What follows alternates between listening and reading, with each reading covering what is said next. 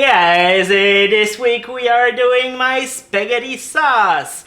It's not traditional, it's not a bolognese, so if you are Italian and I upset you, I warn you first. So let's start with the meat first. For this recipe, I'm using lamb because I really like the gamey taste of it. First, slice the meat in a size that will fit your meat grinder, and of course don't put your finger in this. If you don't have or don't like the lamb, you can use beef or 50-50 beef and pork, but this will change the flavor a lot in the end. When you're done grinding the meat, put this aside in the fridge, and now let's work on the vegetables.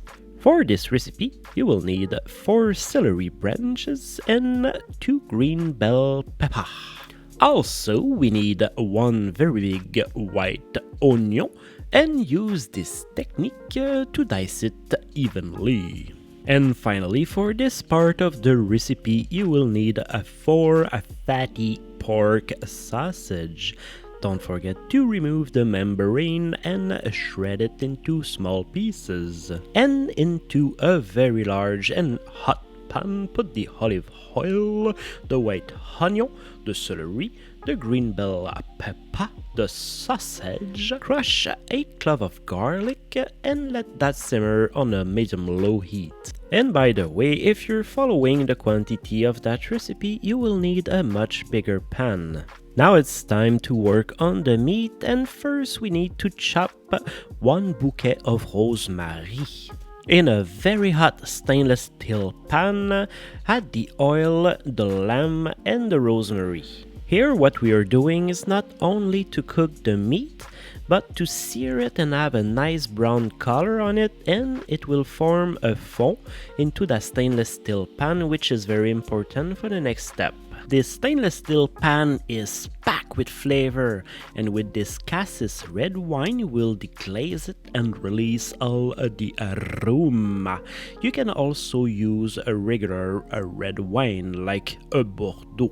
And put that back where it belongs. As you can see, I have a larger pot now because this is a really big recipe. Don't put raw mushrooms directly into the sauce. Before, you need to saute them, and we already did the video about this, and I will put a link. Here is a preview of what we need next.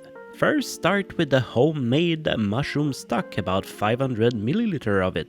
And next, put 4 cans of a San Marzano tomato in it.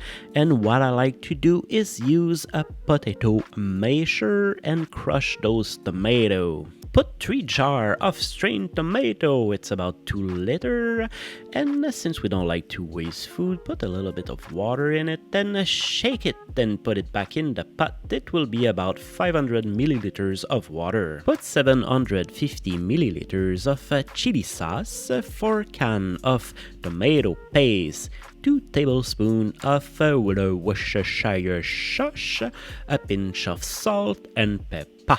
Put the sauté mushroom in, and now it's time to work on the aromatic. For this recipe, I like to use fresh herb. There's nothing wrong with the dry stuff, but I prefer the fresh.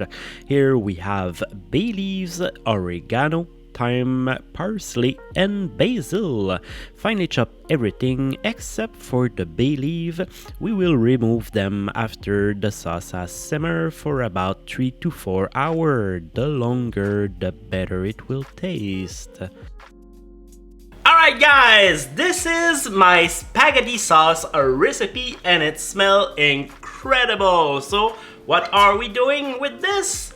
Spaghetti, of course. Alright, it's time to taste this now. Yes! Yes! And woohoo! And very nice.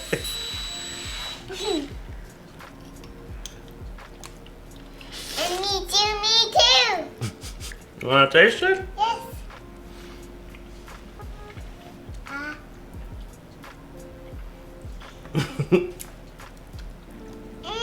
Is it good? Yeah. And you know what else we can do with the spaghetti sauce? French fries, Canadian cheese curd, and the sauce on top. a spaghetti poutine. Haha, you want to taste this? Yes. Is it good? Alright guys, this is it. If you like this, please hit the like button. It helps a lot. Subscribe and see you soon.